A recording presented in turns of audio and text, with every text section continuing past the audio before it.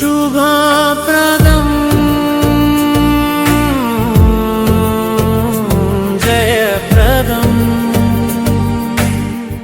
ఏపీలో కొందరు పోలీసుల తీరు అత్యంత దారుణంగా ఉంటోంది.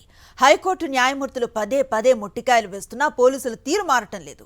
నిబంధనలు పట్టించుకోవటం లేదు, చట్టాలు పట్టించుకోరు. కూటమి పాలకులు ఆదేశిస్తే చాలు రెడ్ బుక్ రాజ్యాంగాన్ని అమలు చేయటమే తమ లక్ష్యం అన్నట్లుగా కొందరు పోలీసులు దారి తప్పేస్తున్నారు. తెలుగుదేశం పార్టీకి రాజకీయ ప్రత్యర్థులుగా ఉన్నవారిపైన, ప్రభుత్వ వైఫల్యాలను, తప్పుడు విధానాలను ప్రశ్నించిన మేధావులపైన, ఏ పార్టీకి చెందని తటస్థులపై కూడా పోలీసులు రాక్షసంగా వ్యవహరిస్తున్నారు. కూటమి పాలకులకు నచ్చని వారిని అర్ధరాత్రులు వారి ఇళ్లలోకి చొరబడి పట్టుకుపోతున్నారు పోలీసులు. ఈ తీరు మారకుంటే అది రాష్ట్రానికి ప్రమాదమని న్యాయమూర్తులే ఆందోళన వ్యక్తం చేశారు. ఎలిమెంటరీ స్కూల్ పిల్లలైనా అల్లరి చేయకండ్రా అని టీచర్ చెబితే సైలెంట్ అయిపోతారు. ఆ పార్టీ విచక్షణ కూడా లేకుండా వ్యవహరిస్తున్నారు ఏపీ పోలీసుల్లో కొందరు అధికారులు. టీడీపీ నేతలు చెప్పిన డ్యూటీలే చేసే మాట అయితే పచ్చ చొక్కాలేసుకుని చేయడం బెటర్ అని ప్రతిపక్ష నేతలు విమర్శిస్తున్నా పోలీసులు మారడం లేదు. చేసిన తప్పులే మళ్లీ మళ్లీ చేస్తున్నారు. దాటిన గీతే మళ్లీ మళ్లీ దాటుతున్నారు. న్యాయమూర్తుల చేత పదే పదే అక్షింతలు వేయించుకుంటున్నారు. చివరకు అన్నీ తుడిచేసుకుని నిబంధనలకు విరుద్ధంగా వ్యవహరించుకుపోతున్నారు. కనిపించని నాలుగో సింహమైరా పోలీస్ అంటే అంటూ ఓ సినిమా డైలాగ్ ఉంది. ఏపీలో ఆ నాలుగో సింహాన్ని పచ్చ పార్టీ నేతలు అల్లారు ముద్దుగా పెంచుకున్నట్టుంది. టీడీపీ నేతలను, ఆ పార్టీ మంత్రుల తప్పులను ఎవరైనా ఎత్తి చూపితే చాలు టీడీపీ నేతల కన్నా ఈ నాలుగో సింహానికే ఎక్కువ కోపం వచ్చేస్తుంది.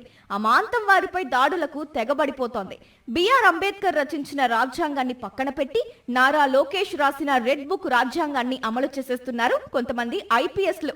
ఈ క్రమంలో నలుగురు నవ్విపోతారేమోనన్న జంకు కానీ సిగ్గు కానీ లేకుండా పేట్రేగిపోతున్నారు. జగన్మోహన్ రెడ్డి ముఖ్యమంత్రిగా ఉండగా ఏపీ పోలీసులకు దేశవ్యాప్తంగా ఒక గొప్ప బ్రాండ్ ఇమేజ్ ఉండేది. ఆ 5 ఏళ్లలో ఏపీ పోలీసులు ఎన్నో జాతీయ మెడల్స్ ను సొంతం చేసుకుని సత్తా చాటారు. కూటమి అధికారంలోకి వచ్చిన తరువాత కొంతమంది పోలీసుల తీరు కారణంగా మొత్తం పోలీస్ వ్యవస్థ ప్రతిష్టే మసగబారిపోతోంది. గత ఎన్నికల్లో కూటమి గెలిచిన రోజు నుంచే కూటమి నేతలు, ప్రతిపక్ష వైఎస్ఆర్ కాంగ్రెస్ నేతలు, కార్యకర్తలతో పాటు వారి మద్దతుదారులపై దాడులకు తెగబడిపోయారు. ఆస్తులు ధ్వంసం చేశారు. ఈ హింసాయుత దాడులకు కొందరు పోలీసులే అండగా నిలిచి సినిమా చూశారే తప్ప దాడులను ఆపే ప్రయత్నం చేయలేదు. ఆ దాష్టికం ఇప్పటికీ కొనసాగుతోంది. ప్రభుత్వం ఇచ్చిన ఎన్నికల హామీల గురించి సోషల్ మీడియాలో ప్రశ్నిస్తే చాలు వారిని రాజకీయ ప్రత్యర్థులుగా ముద్రవేసి అర్ధరాత్రి అపరాత్రి అని లేకుండా ఇళ్లల్లోకి చొరబడి పట్టుకుపోతున్నారు. అక్రమ కేసులు పెట్టి జైళ్లలో కుక్కుతున్నారు. ఈ క్రమంలో చిత్రహింసలు పెట్టేస్తున్నారు. దొంగలు దోపిడీలకు తెగబడే సమయంలో అంటే అర్ధరాత్రి వేళల్లో పోలీసులు సోషల్ మీడియా యాక్టివిస్టులు, వైఎస్ఆర్ కాంగ్రెస్ నేతల ఇళ్లల్లోకి బలవంతంగా చొరపడి తాళాలు పగలగొట్టుకుని వచ్చేస్తున్నారు. తాము టార్గెట్ చేసిన వారిని కిడ్నాప్ చేసినట్లు ఎత్తుకుపోతున్నారు. పోలీసుల ఈ తీరునే సవాల్ చేస్తూ సోషల్ మీడియా యాక్టివిస్టులు న్యాయస్థానాలను ఆశ్రయిస్తున్నారు. కొందరినైతే పోలీసులు పట్టుకుపోయి అరెస్టులు కూడా చూపించడం లేదు.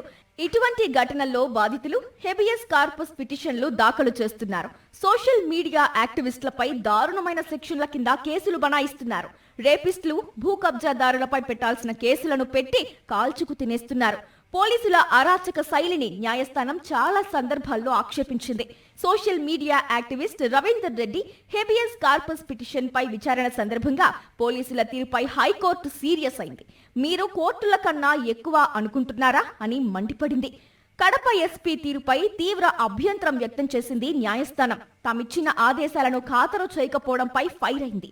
తీరు మార్చుకోకపోతే పర్యవసానాలు తీవ్రంగా ఉంటాయని హెచ్చరించింది కూడా. విశాఖపట్నంకు చెందిన బోసా రమణ అక్రమ నిర్బంధంపై దాఖలైన పిటిషన్పై స్పందిస్తూ పౌరులపై కేసులు పెట్టడం, వారిని లోపల వేయడం తప్ప మీరేం చేస్తున్నారసలు అని న్యాయమూర్తి పోలీసులను నిలదీశారు.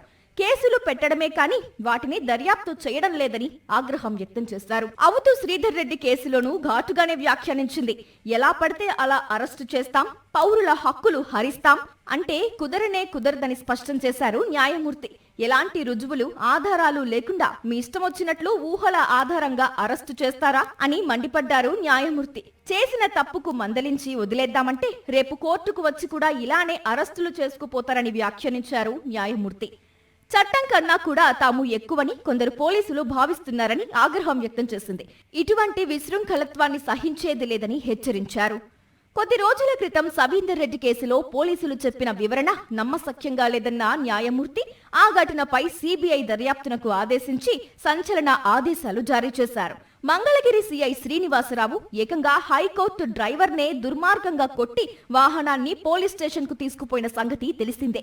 న్యాయమూర్తులకు సంబంధించిన అర్జెంట్ ఫైల్స్ ఉన్నాయని డ్రైవర్ లక్ష్మీనారాయణ మొత్తుకున్నా పోలీసులు వినలేదు సరికదా, అంత అర్జెంట్ అయితే న్యాయమూర్తులే ఫోన్ చేస్తారులే అని ఎకసెకలాడారు. ఈ కేసులో సిఐపై కేసు నమోదు చేయాల్సిందిగా హైకోర్టు ఆదేశించింది. తాజాగా తిరుమల పరకామణి దొంగతనం కేసులోనూ పోలీసుల తీరును హైకోర్టు తప్పుపట్టింది. తమ ఆదేశాలను ఖాతరు చేయకపోవడంపై ఆగ్రహం వ్యక్తం చేసింది.